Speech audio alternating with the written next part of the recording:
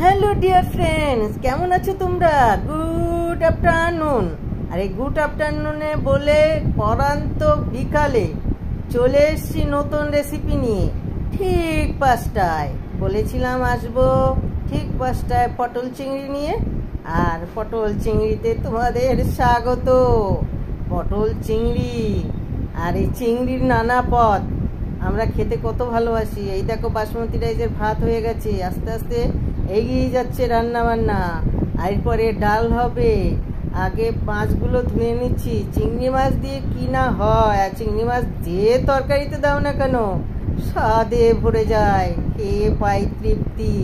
হয় চিংড়ি মালাইকারি, ডাব চিংড়ি, চিংড়ির নানা পদ, কোন পদে চিংড়ি নেই? চিংড়ি, পটল চিংড়ি, ভেন্ডি, সব লাউ চিংড়ি, আমাদের ট্র্যাডিশনাল সব এই চিংড়ি। আর চিংড়িটা ছিল খুবই বড়, হয়তো দামেও বেশি, কিন্তু খেতে তো ভালো। আর এর সাথে ছিল পাবদা মাছ, সে ভিডিও তো তোমাদের সাথে শেয়ার করেছি। আর তোমরা আমার ভিডিও ভালোভাবে নিচ্ছ, আমার খুব ভালো লাগছে। এখন ডাল ফোড়ন দিচ্ছি, মুসুরির ডাল।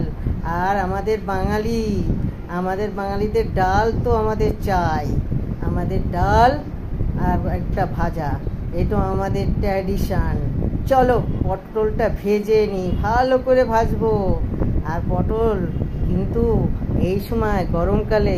আর এবার চিংড়ি ভাজা হচ্ছে, পটল চিংড়ি একসাথে ভাজা হচ্ছে। আর চিংড়িগুলো খুবই বড়।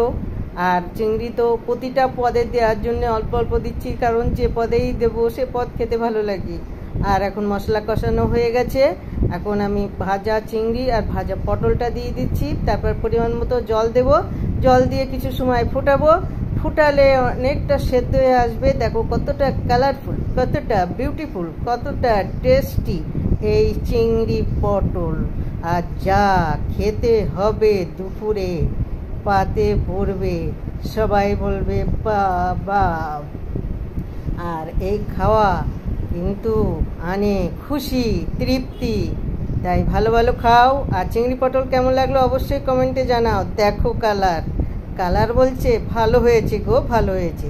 আর দেখো, আর সব সময় খাওয়াতে সবাই ভালোবাসি। তাই খাওয়ার পিছনে আমরা অনেকটা সময় দিই। হয়তো রান্নাঘরতে 2.5 ঘন্টা সময় লাগে, কিন্তু খেতে কম টাইমেই খাওয়া হয়ে যায়। দেখো কতটা সুন্দর হয়েছে। আর যদি চিংড়ি পটল ভালো লাগে তো অবশ্যই দেখার শেষে একটি লাইক কমেন্ট করতে ভুলো না। তোমাদের লাইক কমেন্টের অপেক্ষায় থাকলাম। অবশ্যই একটি লাইক কমেন্ট করো। আর অনেক